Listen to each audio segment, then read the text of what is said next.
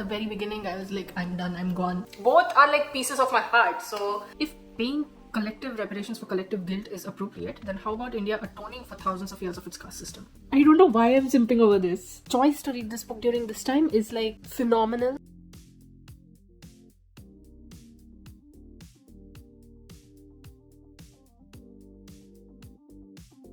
Never again trivialize the power of my sisters and I. The writing was beautiful, but there came a point where I was like, I have no idea what you're trying to say. This book is not calling out to me. Hello people, this is Sonali, the Melodramatic Bookworm. If you've been here before, welcome back, and if you're new to my channel, welcome to the Melodramatic Bookworm family.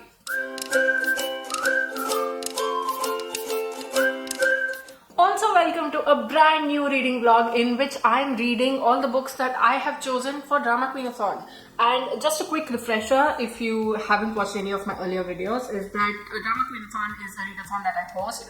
It is the name of every readathon that I ever host, but it started out as a Women's Month readathon, so I thought I'd do it this year as well. But basically, DramaQueenAthon is a readathon in which we focus on reading and uplifting women authors across International Women's History Month. And there are only 3 prompts for this readathon, and I have chosen 2 books for each of these prompts. So I just wanted to go through these prompts and the books that I've chosen for them. And the first prompt is read only books by women authors, and for that I have chosen All About Love by Bell Hooks and Learn by Heart by Emma Donoghue. The second prompt is read at least one book by an Indian woman, and one of the books that I have chosen for it is very obviously one of my favorite authors of all time, Jhumpa Lahiri, and the book is Interpreter of Maladies, the book that won her the Pulitzer Prize for Fiction. And the other book that I have chosen, I have a Kindle ebook of it, and that book is coming out as Dalit by Yashika Dutt. And the third prompt is read at least one book by a transgender woman, and I have again chosen 2 books for it. The first of which is The Transition Baby by Tori Peters, and the last book is this one,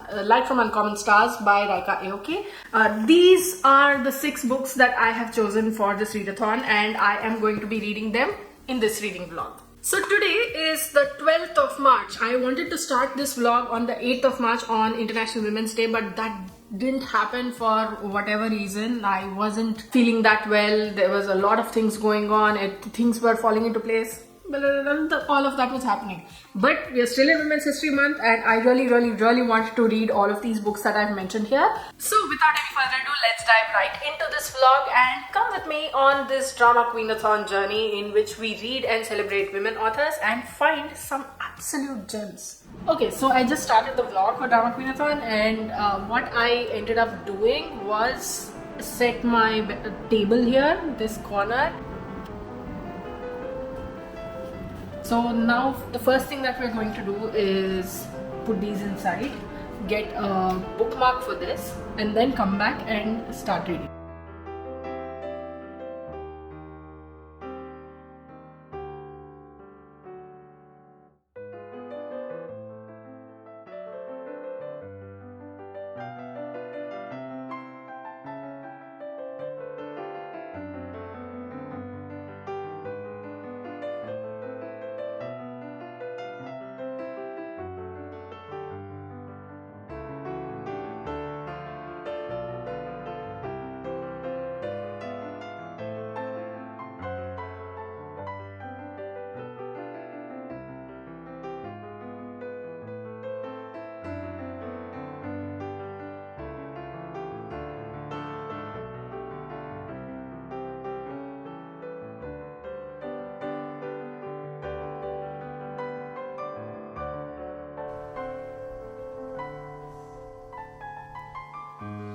To be honest, I've been inundated with work this month, but I have been reading The Transition Baby by Tori Peters. I'm about 44 pages in now. The first spell, it was about 23 pages, and then today I sat down and I read about 21 pages something and finished the first chapter.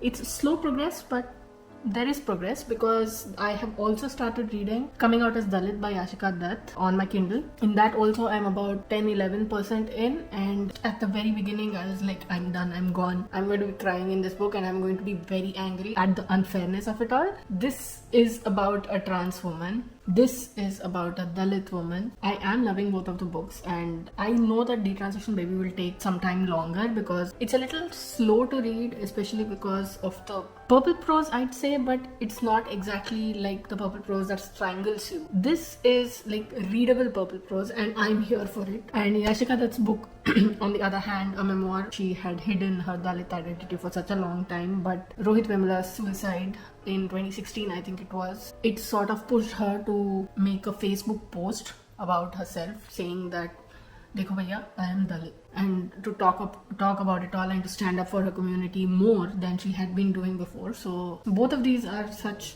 compelling reads because each of these books talk about women's experiences. They're so different from my own, and to read that, to educate myself about it, that is why I do DramaQueenAthon. That is why I host DramaQueenAthon. Hi there. Today is the 20th of March and I have been getting some reading done, and I'm not sure if I will be able to finish all of the 6 books, but I know I will finish at least 3. But I have been reading Coming Out as Dalit by Yashika Dutt, and it has been one of the most infuriating, the most heartbreaking and important book in all. But I haven't been able to make any other progress on my DramaQueenAthon reading. I have been in a bit of a dilemma about which book I should pick for read at least one book by an Indian woman, and I got Your Heart is the Sea by Nikita Gill a few days ago, and I'm wondering whether I should replace Interpreter of Maladies with that because I haven't read a Nikita Gill book in so long. I haven't read it since last year, since These Are the Words released, and I read it and did a full log and all about it. Anyway, so I'm going to go make myself some coffee and come back in a minute to sit down and read Coming Out as Dalit. Back with my coffee. Cheers! Ow! Never mind.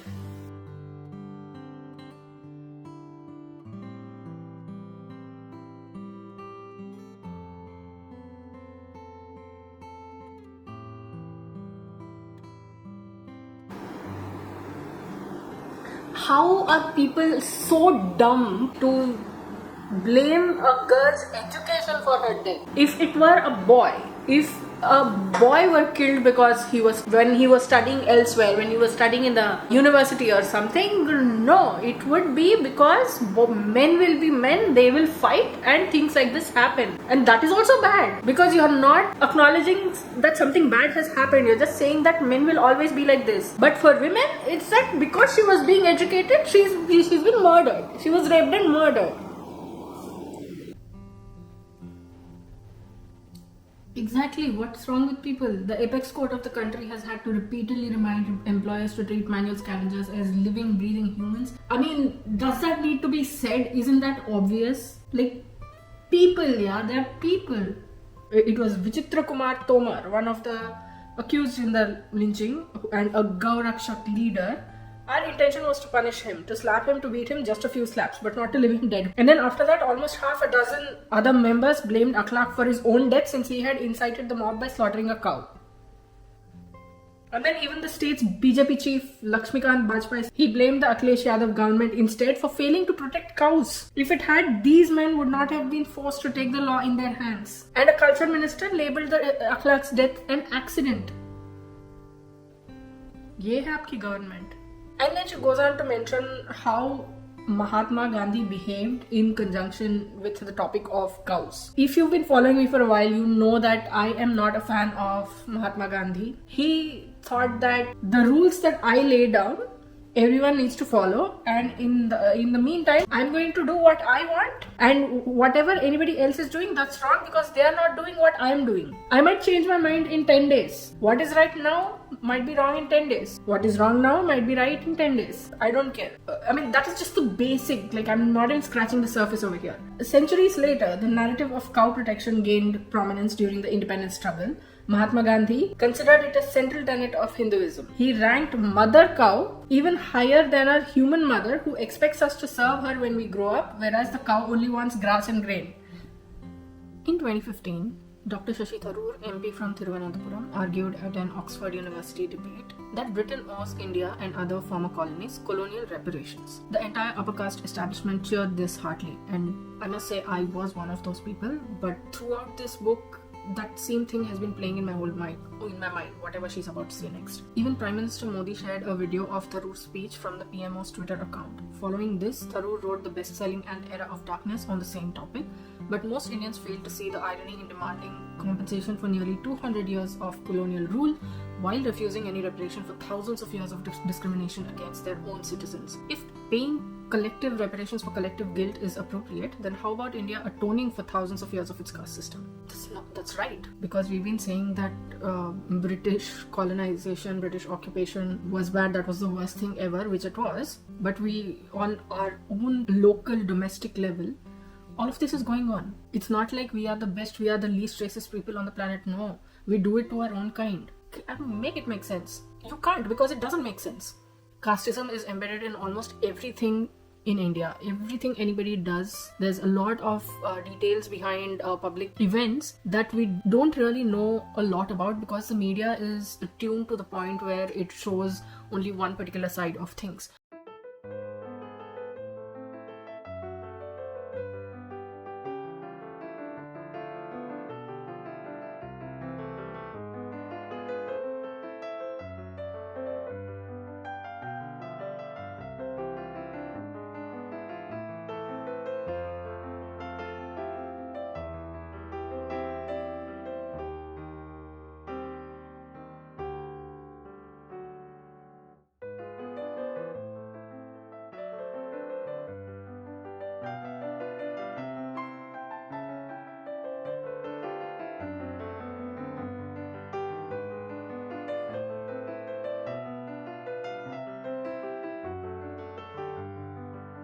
Hi there, today is the 23rd of March and I have just started reading this book. I am buddy reading this with Instagram friend Charvi from Not Just Fiction, and I'm so excited to read this one. This has 370 something pages. Shizuka Satomi made a deal with the devil to escape damnation. She must entice 7 other violent prodigies to trade their souls for success. She has already delivered 6. I don't know where I'm pointing the camera at, but this sounds super interesting, and when I flicked through the book earlier, I found the language to be brilliant as well. Coming out as Dalit and the transition baby, I haven't abandoned them, I've put them on pause, because this one was something that I really wanted to read for a month. Anywho, I'm going to read for about an hour before we have dinner. Okay, so there's this thing that the author has written that feels very romantic, and I got butterflies in my stomach when I read it. It's the simplest thing, like there's nothing out of this. Wait, I cannot say nothing out of this world, but listen. Donut Lady smiled, and Shizuka felt herself fall into a field of stars, which, if you know the context, you'll know what it is, but it also sounds so fracking romantic. My god, my heart. I don't know why I'm simping over this, but I'm here like the big grin on my face, just staring at it, rereading these 2 lines over and over again. Oh my god. Like, seriously, oh my god. I'm about 42 pages into this book, and oh my god, the writing is exquisite. You've seen me lose my mind over that one small sentence, but there is so much more over there. Just so wonderful. Like, the music was every hope Katrina had abandoned, every dream she had released. This is told from 3 main tracks. First is Shizuka Satomi, who is a teacher, music teacher, violinist. She has made a deal with the devil and she has to deliver 7 souls to him. She has already delivered 6 souls and she's on the lookout for the 7th soul. And once she does all the delivery, she can escape damnation. Second is Katrina, who is a transgender runaway. She has run away from home and she is trying to figure out what to do next. She is a violinist. Third is Lantran, who runs a donut shop in El Monte. I think that's a place somewhere in California, and there's a lot of backstory history to her as well, because that donut shop is not just a donut shop. She is an interstellar refugee, and she has a lot of time warp stuff going on in the background. There's a lot of research laboratory work, etc, etc, etc. How these 3 people's lives interconnect is what this is all about. And the way the author has brought all of this together, the language is like, I cannot wait to read further.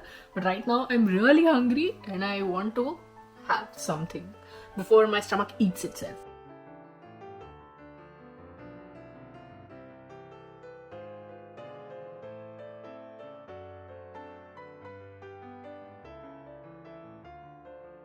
So I'm not in a great position right now. I'm not feeling that well, but I did start reading another book. I had asked on my Instagram as well as on YouTube, on my YouTube shorts, whether I should read this book in place of Interpreter of Melodies by Jhumpa Lahiri. A majority of y'all said read this book because I haven't read Nikita Gill in a long time, but some of you even said read both. So I'm like, okay, I'm going to attempt to do that, but I don't know if I will be able to do that. But yes, I started this just now, just a few poems in, and I'm loving it. I mean, it's no surprise, is it? Currently, I'm in a very emotional place right now, as every woman will know.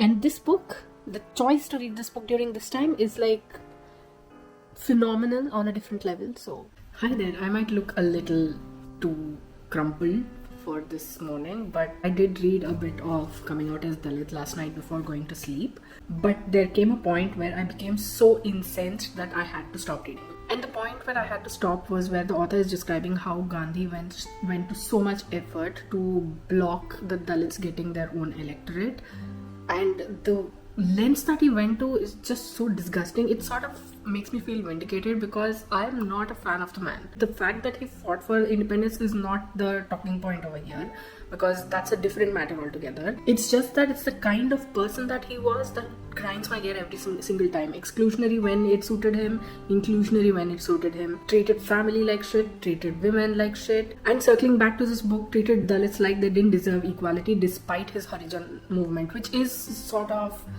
wrong in its own way, as Yashika that describes and tells in this book. This morning, however, I had the urge to go back to reading this book, to what the author is saying. So I decided to jot down some of these points that I had in my mind since last night, and I must tell you that it is pissing me off afresh. Like, what does reservation creates divides in the Hindu people even mean? Like, what do you think the caste system is all about, you ostrich?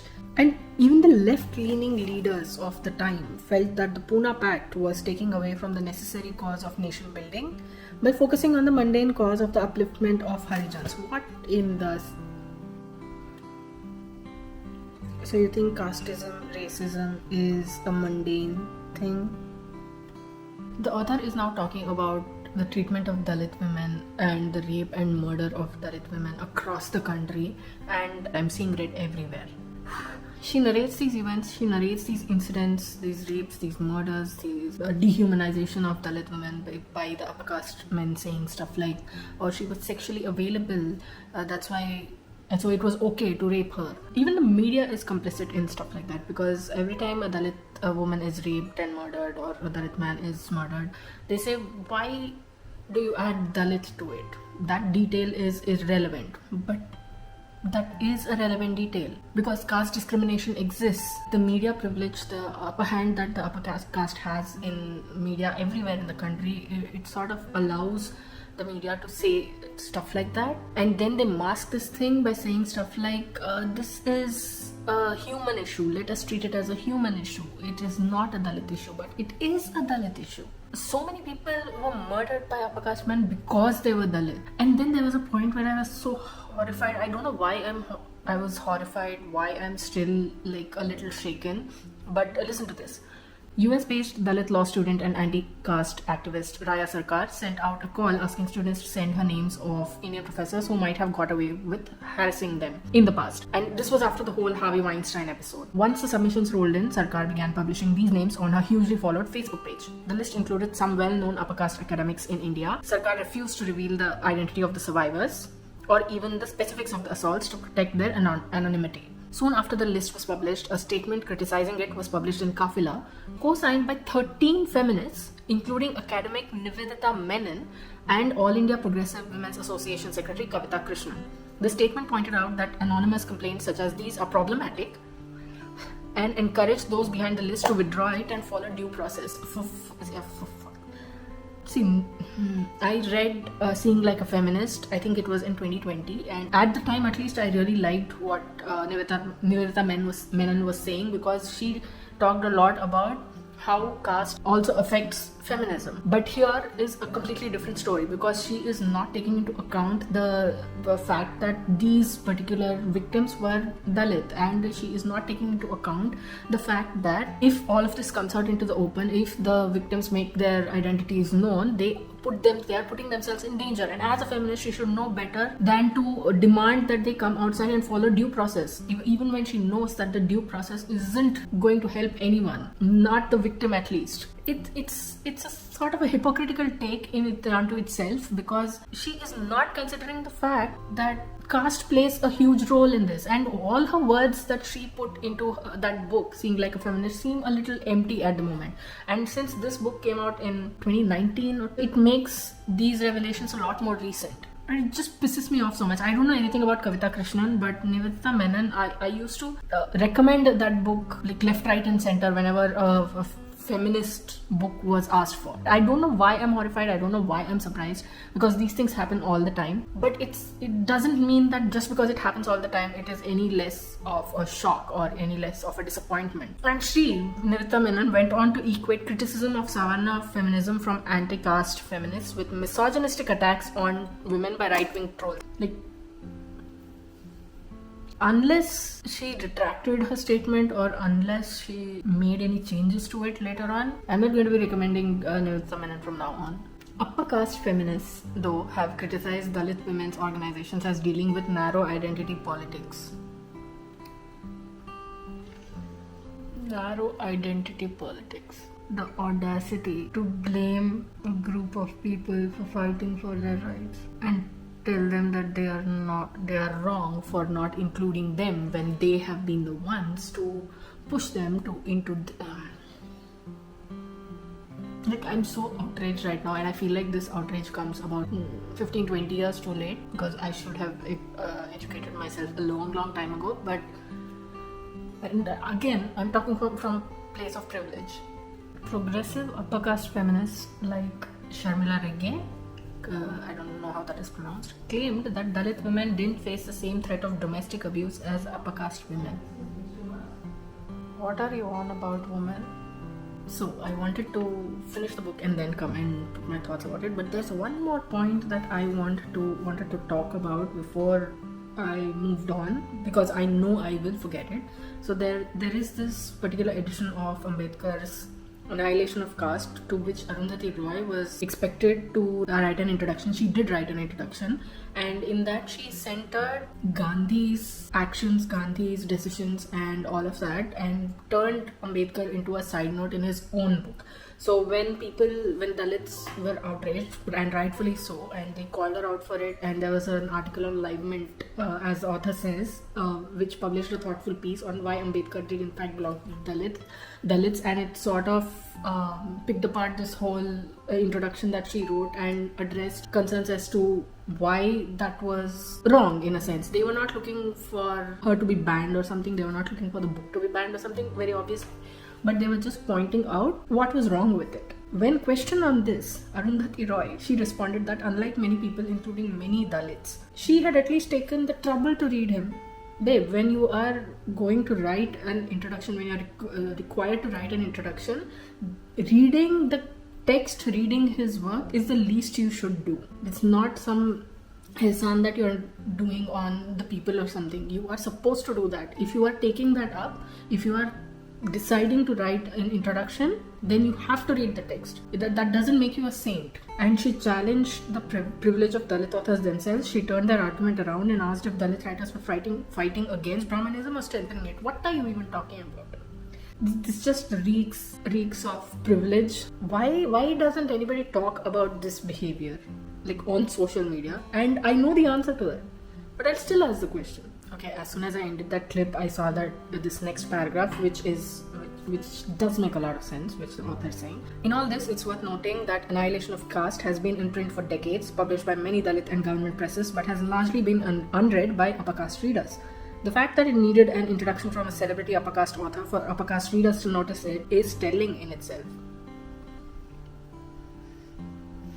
So, I just finished reading Coming Out as Dalit, and I feel like this is such an important book. Like, I knew that the moment I started reading it, but now that I have finished it, it just...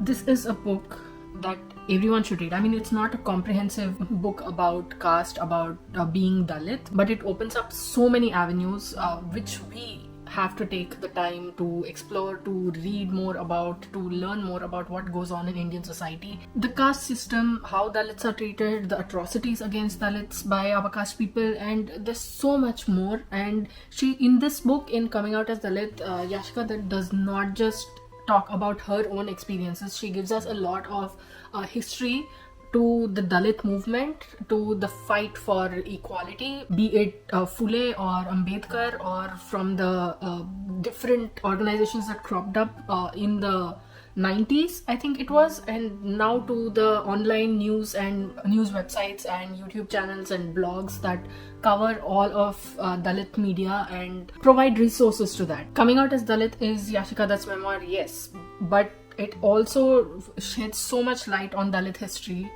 Because of her being Dalit, she thought it imperative for her to look back on the Dalit movement, to Dalit history. Like, I wanted to say that I love this book, and I do, for its writing quality or the points that it makes, to the things that it brings out into the open.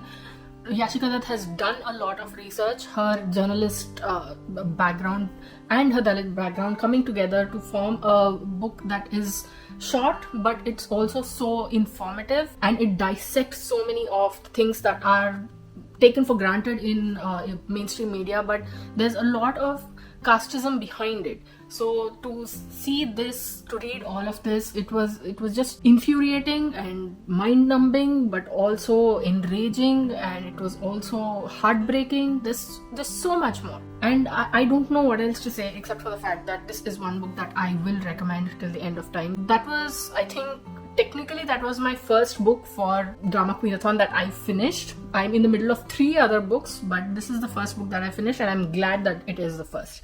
Hey, hi. Today is the 26th of March, and I haven't been able to make much progress on the books that I am currently reading for DramaQueenAthon. So I just wanted to come here and give a quick update on where I am, so that I recenter myself back again, because I really want to make some progress on these. First up, Light from Uncommon Stars by Raika Aoki, and this is such a fabulous book. I mean, I can't even begin to tell you the writing. When I said the writing was beautiful, on a scale of 1 to 10, it was at about an 8. It's progressively getting higher. Like, currently I'm at about a 9.25, and I'm like, it's simple, but it's beautiful. But I'm also a little wary, because I don't know what's going to happen, because Shizuka is I think she's about to sell Katrina's soul to the devil. But she's being very kind to Katrina, so I don't know how anything is going to happen, how the story is going to move forward. I feel very bad for Katrina, because she has seen a lot of pain in her life. I want her to be saved. I don't want her to go through all of this pain. And then there's Lantran, who is sort of the intergalactic captain, starship captain kind of person. And I have no idea where the story is going to go, but I'm really, really looking forward to reading this. I'm about 100 pages in. And then there is Detransition Baby by Tori Peters, which I have not made any progress on, because there were like a million other books that I was reading. Last but not the least is Your Heart is a Sea by Nikita Gill. Obviously, this is one book that I am taking my time with. I just finished the first section, and my heart is roiling like the sea. So that was my update. That was my reading update. That's where I'm at right now. I don't know if I will be able to read All About Love and Learned by Heart, because there's not enough time.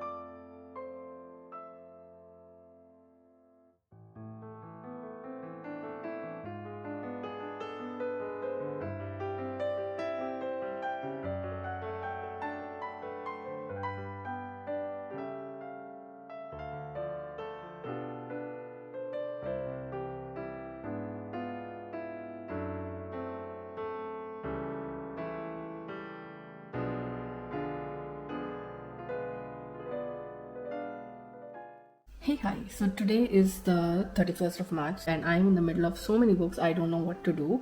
But I have started reading this book as well, Learned by Heart by Emma Donoghue. Yesterday we went on this whole beach walk kind of thing, and it was one of the most amazing things I've done here in Sydney in Australia. I had about 5 books that I was reading in parallel, and I went and started this one, but I'm really liking it. I'm about 143 pages in at this moment, and I'm halfway through this book, and I'm taking my time with this. I'm going very slow because I want to savor these poems. I'm also in the middle of these other books. Wait, I don't know if you can see them. Yeah, David Copperfield, which of course I knew that it wasn't going to be done in this month. Then Detransition Baby and Light from Uncommon Stars. Unfortunately, I wasn't able to start either of these 2 books. And I'm also reading the subscriber pick for the month of March, which is Independence by Chitra Banerjee Devagurni. So right now I'm in a pickle, and I've come to a decision. And I've decided that I will continue this vlog till the time that I finish reading these books. I'm desperate at this point because I really want to read these books, and I don't want this vlog to end without me finishing these books. Even if it means that I have to pull this vlog, these books, into April.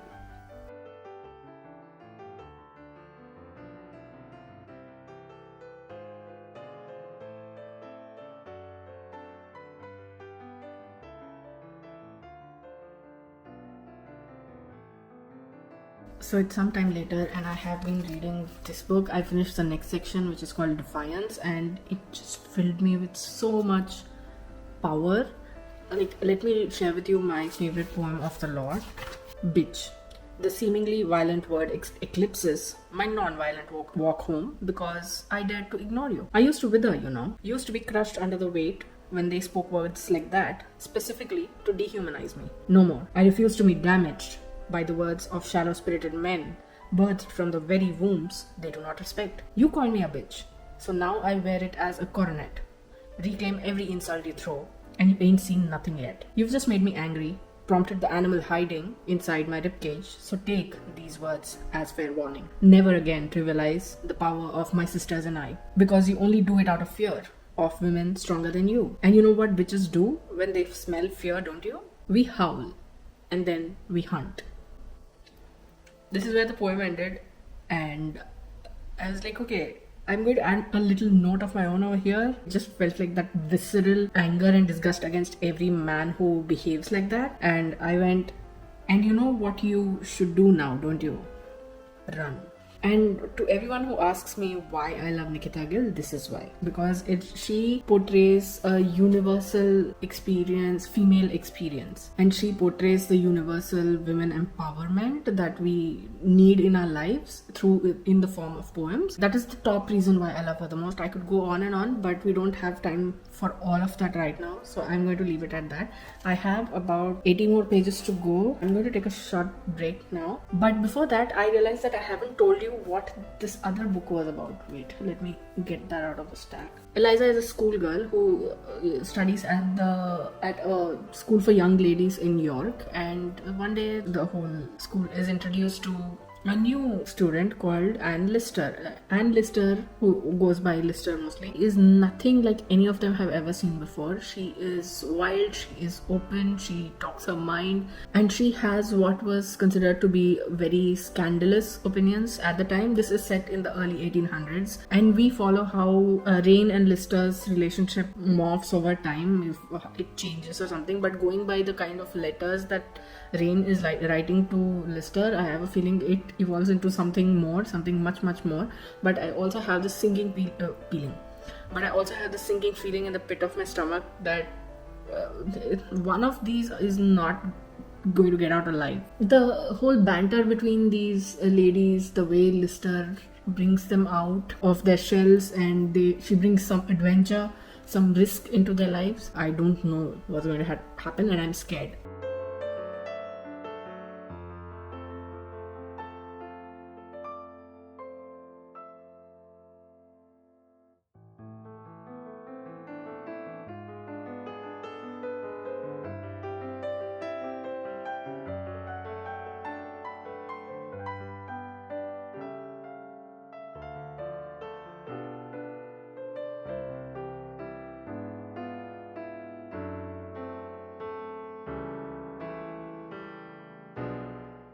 Hello! So today is the 2nd of April, and like I was mentioning in my last clip, that day I thought I'd finish 2 books at least, but I got so, I wouldn't say frustrated, but I got so overwhelmed with everything that I kept jumping between books, and I was only able to finish a couple of books, one yesterday and one today. So I'm here to talk to you about those 2 books that I read. Okay, so the 3 books that I was flitting between were Light from Uncommon Stars, Learn by Heart, and Your Heart is the Sea.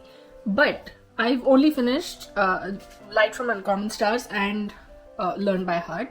Light from Uncommon Stars I finished yesterday. I was buddy reading this with a friend from Bookstagram, and both of us had the same opinions, the exact same thoughts. It sort of meanders a lot. The starting was amazing. You've seen me gush about it, and then the ending was brilliant.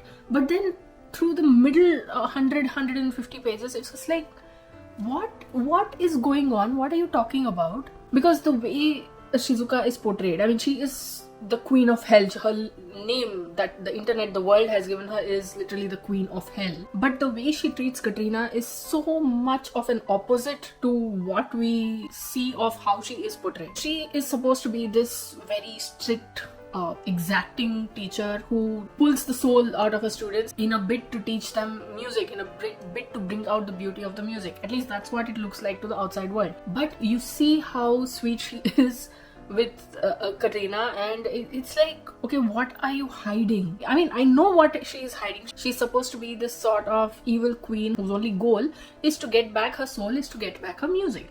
But you see all this sweetness, you can tell that that is genuine, and that confuses you even more, because how are you going to do this? Given that the stakes were so high, I was expecting some more drama. I was expecting the story to make me feel fear. It just felt like And then the musical bits. The author is explaining the musical bits, the emotions that come out of the violin, the emotions that music evokes. And there's this piece that Katrina plays towards the end. It's by Bartok, I think. The author is explaining it. She is taking us through the emotions that Katrina is feeling, all the technicalities of what make up those sections of that piece. It's so technical. A layman like me wouldn't understand a word. I understood the emotion, but it took away from the experience for me because I don't understand those terms, those technical terms. But what the author did amazingly well is show Katrina's emotions, to show Katrina's experiences, life experiences, the cruelty of the world, how the world is ready to attack everyone just because they don't fit in with their particular image that they have made up in their minds. And that was very brilliantly laid out. I loved Katrina as a character and how she is so in touch with her past, and she has been molded by her past, but she is also prepared to move forward into the future. To be honest, to be fair, at least half the book was very good. The writing was beautiful, but the book builds up and it gets to a point where the writing turns from something beautiful into something aspirational. Like the author was trying to make the writing beautiful, but it turned up into something okay. Like I see what you're trying to do. Yeah, I gave it a 3.5 out of 5 stars, but I will still recommend it, especially if you are someone who is into music, who is a musical person. You will love this. And if you are into violin music, if you know all those terms and the technicalities and all of that, this book will be an amazing experience for you. So that was the book that I read yesterday, that I finished yesterday. Just a few minutes ago, I finished reading Learn by Heart by Emma Donoghue. This is a historical novel based on real people. This is based on Eliza Rain and Anne Lister, who are attending the Manor School for Young Ladies in York, and the roles they play in each other's lives. And once I finished reading this book, I went and looked up Eliza Rain and Anne Lister. Not much has been said about Eliza Rain, but there's a lot about Anne Lister, who is said to be one of the first openly out lesbians in Britain at the time. And this was about the first half of the 1800s. This follows Rain and Lister's relationship as it progresses, and it alternates between 1805, 1806 and then about 1815, where Rain is writing letters to Lister. She has been admitted to an asylum and she has bouts of mental disturbances and all of that, and This is a well-written novel, but you just have to keep reminding yourself that they are teenagers. They are 14 years old when they first meet, and to see how steamy it gets, but what do I know? Okay, Eliza is the daughter of a British father and an Indian mother, and she is sent off to Britain when she is 6 years old, along with her sister Jane. Then they are taken in by a family where they are raised, and now they are admitted into this school, manor school. And there is one place where Eliza is pulled up, and the description is that she gives a monkey smile. See, not the best connotation. It just icked me out. And it annoyed me. See, that is the thing. If you are using it in dialogue, you could attribute it to the person or the character being racist, which is not far from the truth, because the world is full of them. And when you take into account the timeline around the early 1800s, it was even worse. Multiple times throughout the book that has happened, and I have to keep reminding myself, okay, see, this is a character. This was reality at one point in time. But when you are putting these things in the descriptions, especially in the way that Eliza behaves, it just no. That was my only problem with this book. But overall, I feel like this book was a little bland for my liking, not the level that I know Emma Donoghue to be writing. It just felt a little too repetitive, a little too apologetic on behalf of what I don't know, but it felt a little like the author was trying too hard to bring Eliza Reign to life. And this is being told from Eliza Reign's perspective. To be sounding that way, it just didn't sit right with me. I don't know why, I cannot explain it, but yeah, I'm going to give this a 3 out of 5 stars. It was not bad, it was a quick read even, but somehow there was a thing lacking that I can't seem to get over. There's a third one remaining that I really want to read and finish, but I also want to take my time with, and that is Your Heart is the Sea. I'm thinking I will finish this today. There's also Detransition Baby that I am reading. I'm still at about 40 something pages in. Yeah, those are the updates that I have. I will get back to you once I have any substantial updates to give you.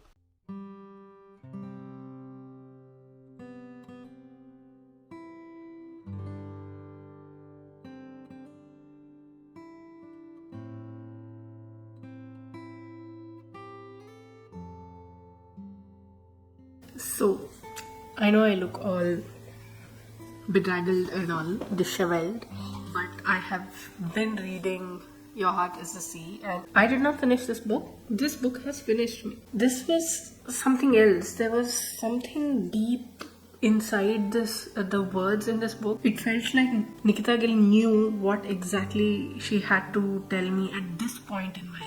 And I think that happens almost all the time. Every time I read a Nikita Gill book, it's exactly what I need at that point. I don't know how that happens. I'm so glad I read it. And thank you to everyone who suggested that I pick this book instead of Interpreter of Maladies. I will read that over the next however many months, over the next couple of months anyway. But I'm so glad that I read this book. See, it's coming from a biased place, because this book works for me so much that it makes me want to gush about it, and it makes me want to say that this is one of the best poetry books that I've ever read, which is how these things work. But it is so beautiful, it is so empowering, and that is why I always recommend Nikita Gill's works for poetry. And what else can I say? What else can I say to make you want to pick Nikita Gill's books up? I don't know, I think it's been 6 years since I've started recommending Nikita Gill's books on my channel, like in the craziest manner possible. Like every time a topic comes up where I'm talking about a favorite poet or a favorite author, she's there, top 2. So yeah, this is the next book, the penultimate book that I finished for DramaQueenAthon, that I started in March, DramaQueenAthon, but I finished it today, which is 2nd of April, which, oh, it was today, right, when I spoke about Learn by Heart. You see, she transports me somewhere else. So I don't have any control over my surroundings, where I am, what time is it, what date is it. No idea. What a book. What a book. Hi, hello, today is the 23rd of April and I have decided to wrap up this DramaQueenAthon vlog even though I haven't finished reading The Transition Baby because I know that I'm going to take some time to read this book. I am about 50 pages in and I do like it, but it's taking a long time, and it's also the thing where this book is not calling out to me. Usually the books that I'm currently reading, at some point during this time they'll be like, you've got to read me, and I'm like, okay, I'm going to listen to you. But this one is just sitting there and I don't feel any compulsion to go and pick it up. I don't know if it's a good thing or a bad thing, but the writing is good. It's not on the book, it's just there's no attraction between us right now. So I'm going to take my time and finish this. Maybe it'll take a couple of months, maybe it'll take 1 month, maybe I'll even finish it in the next week. I don't know. But I am going to wrap this vlog up so that I can move on to some of the newer projects that I have. I have already spoken about them in a recent coffee talk video, so go check that out. So that was the end of my DramaQueenAthon reading vlog, which is weeks too late if you ask me. But like I've mentioned before, March was a little weird for me and April has also been the same. It's been so weird, my head is all over the place and etc, etc, which is why the delay in putting up this vlog. But to sum it up, here's what I said I'd read and what I ended up reading for the DramaQueenAthon prompts. For the first prompt, which was read a book by a woman author, I said I would read All About Love by Bell Hooks and Learn by Heart by Emma Donoghue. Although I did read Learn by Heart and it was like an okay read, I was not able to read All About Love. For prompt 2, which was read at least one book by an Indian woman, I said I would read Interpreter of Maladies by Jhumpa Lahiri and Coming Out as Dalit by Ashika Dutt.